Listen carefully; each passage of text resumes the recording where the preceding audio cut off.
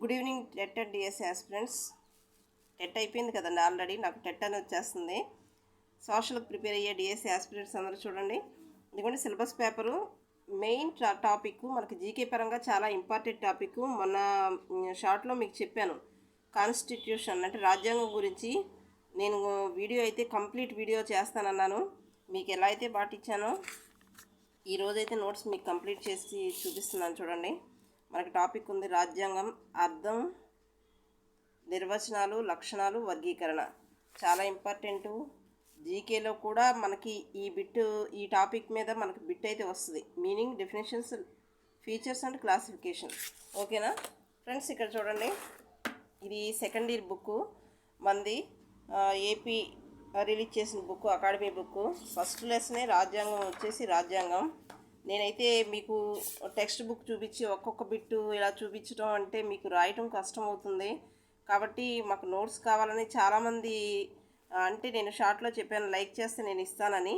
మీరు కొంతమంది చూసి లైక్ చేయకపోయినా నా బాధ్యతగా నేనైతే నోట్స్ మొత్తం ప్రిపేర్ చేశాను. అంటే మీకు మార్క్ ఎక్కడ పోకూడదు. నేను మొత్తం ఇక్కడైతే రెడ్ లైన్స్లో క్లియర్గా అండర్లైన్ చేసి మొత్తం ఇంపార్టెంట్ అన్నది ప్రతిదీ నేనైతే నోట్స్ చేసేసాను ఫ్రెండ్స్. చూడండి, ఇది నెక్స్ట్ వచ్చి ఎయిత్లోను, ప్రజెంట్ 8th క్లాస్ కదా, ఇది 9th క్లాసు. ఈ టూ టెక్స్ట్ బుక్స్లో కూడా మనకి రాజ్యాంగం గురించి ఇచ్చాడు. ఈ బుక్స్ 3 బుక్స్ ఓల్డ్ 10th కూడా క్లియర్గా ఇచ్చాడు. 10th కూడా అయితే 8th 9th క్లియర్గా, ఇంటర్మీడియట్ క్లియర్ చేశాను. మనకి ఓల్డ్ 10th టెక్స్ట్ బుక్ ఇంకొకసారి నేను అయితే మళ్ళీ చేస్తాను. అయితే మొత్తం బిట్స్ అన్నీ కవర్ అయిపోయినాయి. మీరైతే ఏం భయపడొద్దు. ఫస్ట్ అయితే చూడండి, టాపిక్ వచ్చేసి ఫ్రెండ్స్, వీడియోని అయితే షేర్ చేయండి. చాలామంది కొంత నేర్చుకుంటారు.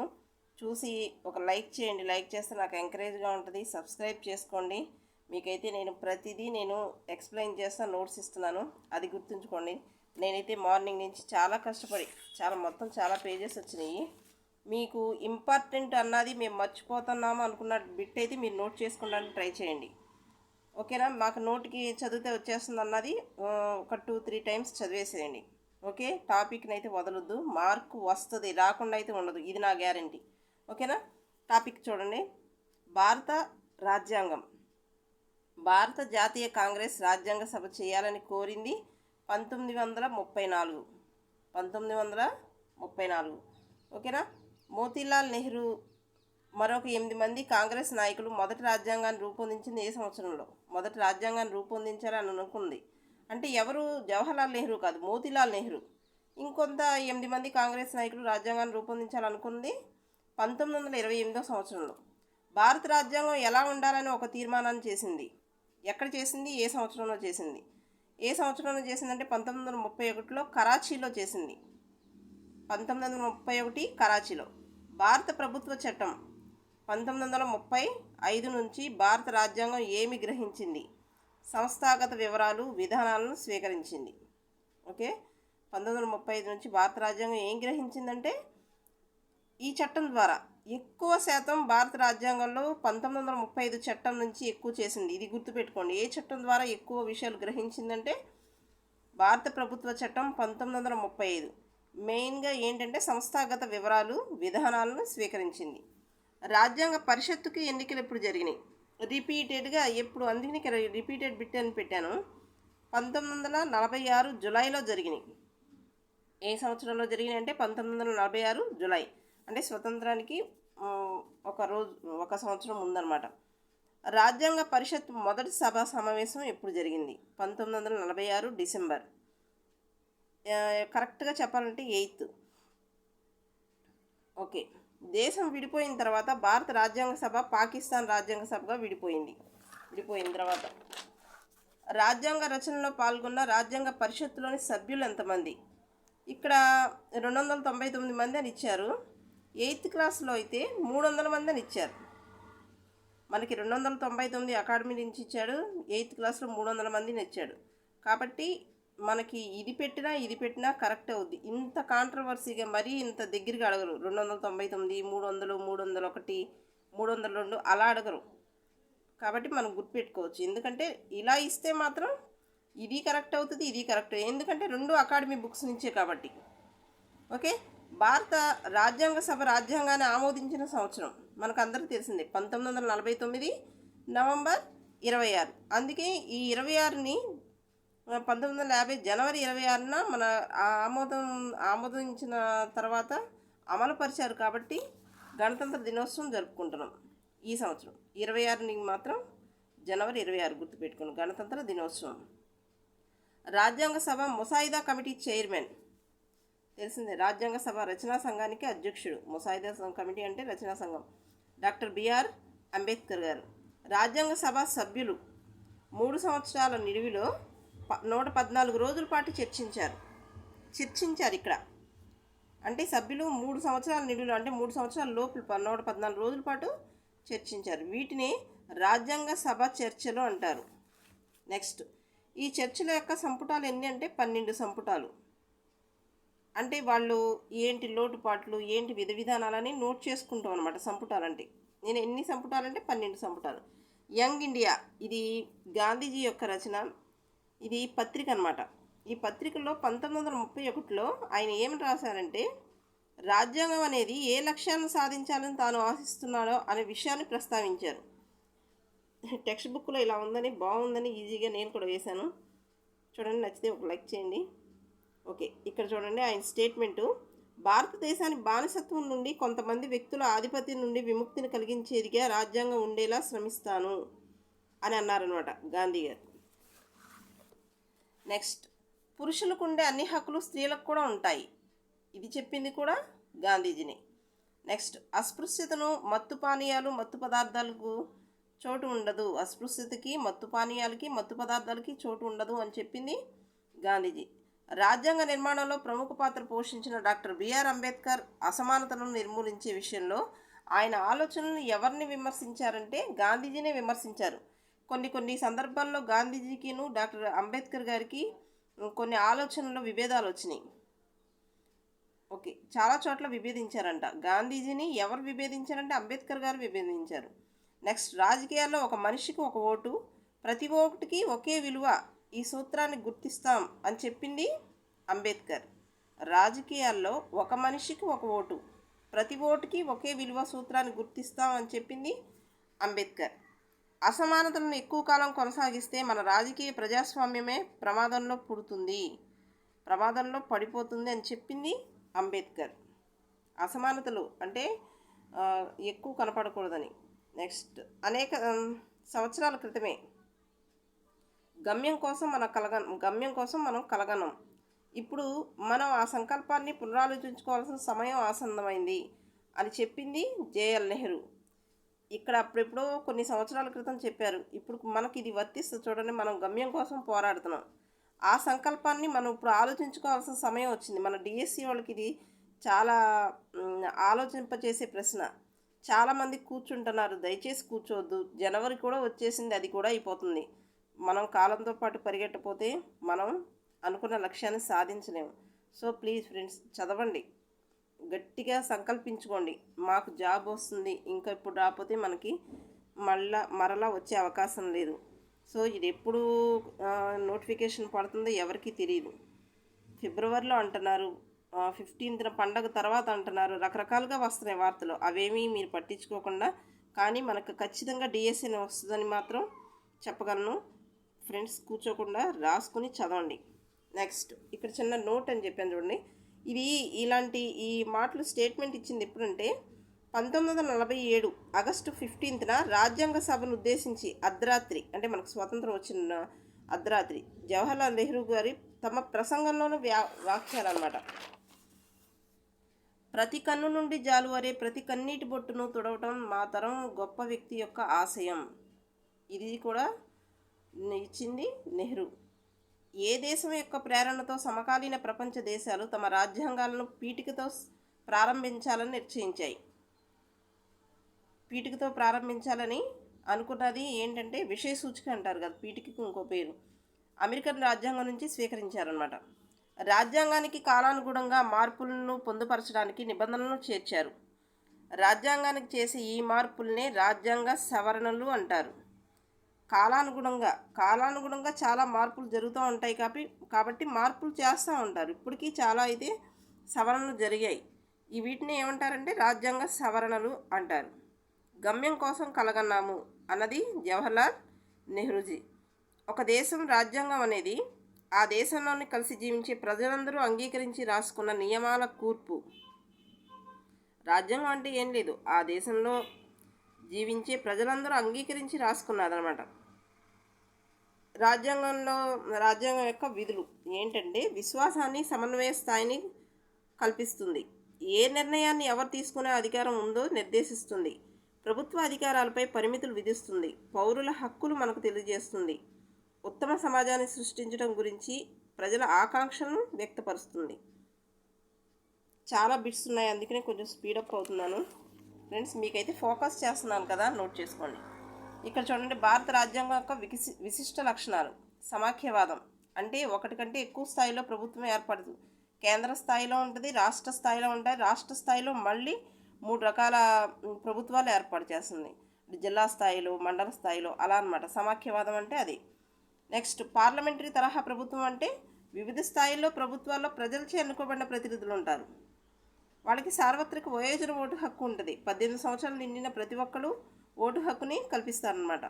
అధికారాల విభజన మనకు తెలిసింది 3 అంగాలు: శాసన నిర్మాణం, కార్యనిర్వాహక, న్యాయశాఖ. ఇంకా ప్రాథమిక హక్కులు. ఇక్కడ చూడండి, భారత రాజ్యాంగపు ఆత్మగా భావించేది ప్రాథమిక హక్కులు. హక్కులతో పాటు రాజ్యాంగంలో ఆదేశ సూత్రాలు కూడా ఉన్నాయి. జస్టిస్ హిదయతుల్లా అనే ఒక వ్యక్తి రాజ్యాంగపు ఆత్మగా భావించారనమాట. నెక్స్ట్ లౌకికవాదం తెలిసిందే కదా, రాజ్యమతం అంటూ ఏది ఉండదు.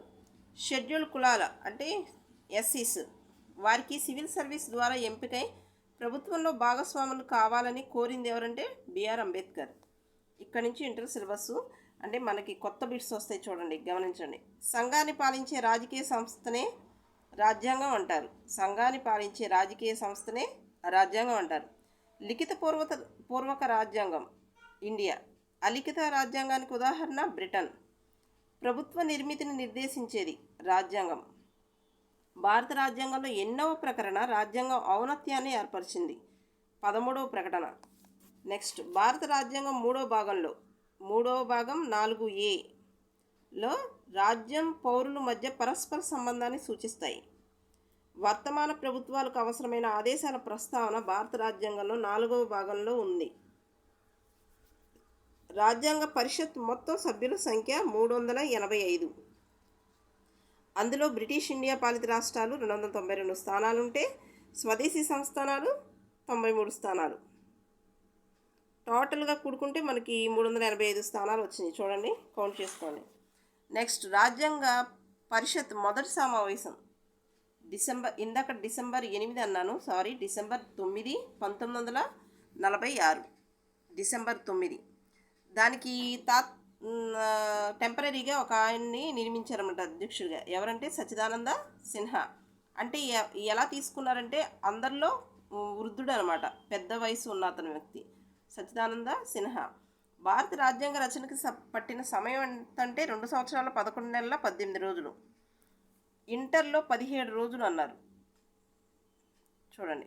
నెక్స్ట్ భారత రాజ్యాంగ ముసాయిదాలో 315 అధికరణాలు, 13 షెడ్యూల్స్ ఉన్నాయి. మార్పుల అనంతరం అధీకృత ప్రతిలో 395 అధికరణాలు, 8 షెడ్యూళ్ళు ఉన్నాయి. నెక్స్ట్ భారత రాజ్యాంగానికి ఆధారాలు. ఇది చాలా ఇంపార్టెంట్. ఇవన్నీ జీకేకి కూడా చాలా ఇంపార్టెంట్.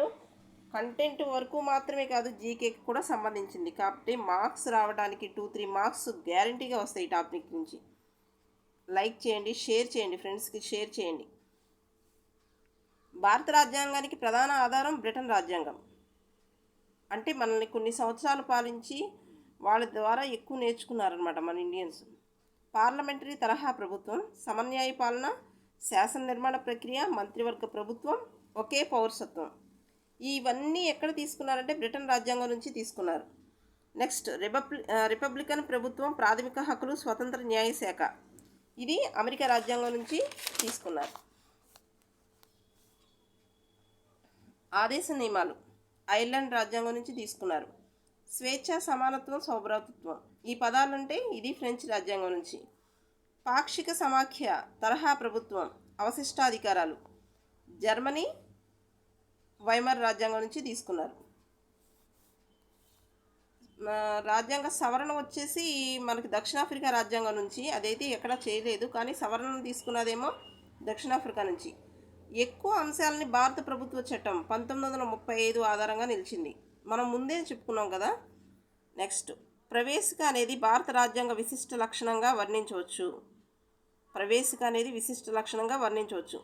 ప్రవేశికను భారత రాజ్యాంగ ఆత్మగా వర్ణించింది ఎవరంటే జస్టిస్ హిదయతుల్లా.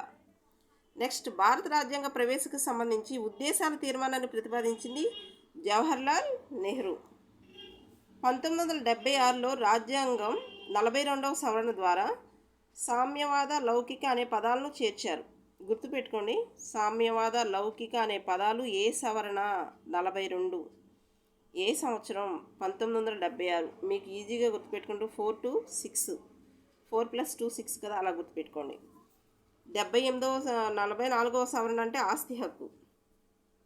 మత స్వాతంత్ర హక్కు అన్ని మతాలకు చెందిన ప్రజలకు సమానమైన స్వేచ్ఛను ప్రసాదించింది. ఈ మాట చెప్పింది అంటే ఎవరంటే న్యాయమూర్తి జస్టిస్ గజేంద్ర గడ్కర్. ప్రతి పౌరుడికి కొన్ని అన్ని ప్రభుత్వపరమైన పదవులు, ఉద్యోగాలు అందుబాటులో ఉండటాన్ని సూచించే భావన గణతంత్ర భావన. ఓకే. అంటరానితనం నిర్మూలన ప్రకటన ఇక్కడ అంటే 17వ ప్రకటన. 1950 సంవత్సరంలో 395 ప్రకరణలు, 8 షెడ్యూల్స్ ఉన్నాయి. ప్రస్తుతం 12 షెడ్యూళ్ళు ఉన్నాయి. అతి చిన్న రాజ్యాంగం అమెరికా రాజ్యాంగం. దేంతో పోలిస్తే? మన భారత రాజ్యాంగంతో పోలిస్తే. ఇండియాలో జమ్మూ కాశ్మీర్ మినహాయిస్తే ఏ ఒక్క రాష్ట్రానికి ప్రత్యేక రాజ్యాంగం లేదు. ఇది ఇంటర్మీడియట్ టెక్స్ట్ బుక్ నుంచి తీసుకున్న బిట్టు. ఇవన్నీ కూడా అమెరికాలో అన్ని రాష్ట్రాలకు వేరువేరు రాజ్యాంగాలు ఉన్నాయి. అర్ధ సమాఖ్య, ఇది రిపీటెడ్ బిట్టే, ఎన్నిసార్లు ఇస్తాడో ఈ బిట్టు. ఆ మాట చెప్పింది ఎవరంటే కేసీ వేర్. దృఢ ఏకకేంద్ర పాక్షిక సమాఖ్య లక్షణాలు గల రాజ్యాంగ వ్యవస్థ కెనడా. సంపూర్ణ సమాఖ్యకు తార్కాణం అమెరికా సంయుక్త రాష్ట్రాలు. భారత రాజ్యాంగం 3వ భాగంలో 12 నుంచి 35 వరకు ప్రకరణలు, ప్రాథమిక హక్కులు ఉన్నాయన్నమాట. 3వ భాగంలో 12 నుంచి 35 వరకు ఉన్నాయి. రాజ్యాంగం 42వ సవరణ చట్టం ద్వారా 4వ భాగంలో 51A ఈ నిబంధనలో ప్రాథమిక విధులను చేర్చింది. భారత రాజ్యాంగం జాతీయ స్థాయిలో ద్విసభా విధానాన్ని ప్రవేశపెట్టింది. ద్విసభ అంటే లోక్సభ, రాజ్యసభ. రాజ్యాంగం 73వ సవరణ పంచాయతీలు, 74వ సవరణ మున్సిపాలిటీలు. అంటే వీటికి గుర్తింపు ఏర్పాటు చేసిందంటే రాజ్యాంగం ద్వారానే, ఈ సవరణ ద్వారా. ఇది చాలా ఇంపార్టెంట్. ఓకే ఫ్రెండ్స్, ఇది మొత్తం టాపిక్ అయితే. నేను కొంచెం స్పీడ్గానే చదివాను, ఎందుకంటే బిట్స్ అయితే చాలా ఉన్నాయి కదా. నేను మొత్తం టాపిక్ కవర్ చేస్తానని మీకు థంబ్నెయిల్లో చూపించాను. ఓకేనా? నేను మరి ఆ థంబ్నెయిల్లో చెప్పినట్టు నేను మొత్తం అయితే బిట్స్ అయితే ఒకే చోట ఉండాలి కదా.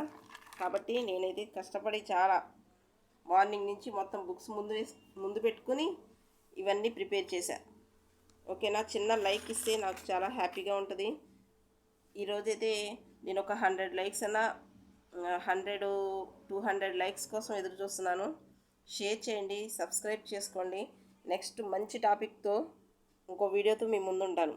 ఓకే, అన్నీ అకాడమీ బుక్స్, మనకు కావాల్సింది ఇదే మ్యాటర్ కాబట్టి ఒకసారి ఫోకస్ చేస్తున్నాను చూడండి ఫ్రెండ్స్. లైక్ చేయండి, షేర్ చేయండి. మీరు ఇచ్చే లైక్ నాకు చాలా ఎంకరేజ్గా ఉంటుంది. Okay, thank you.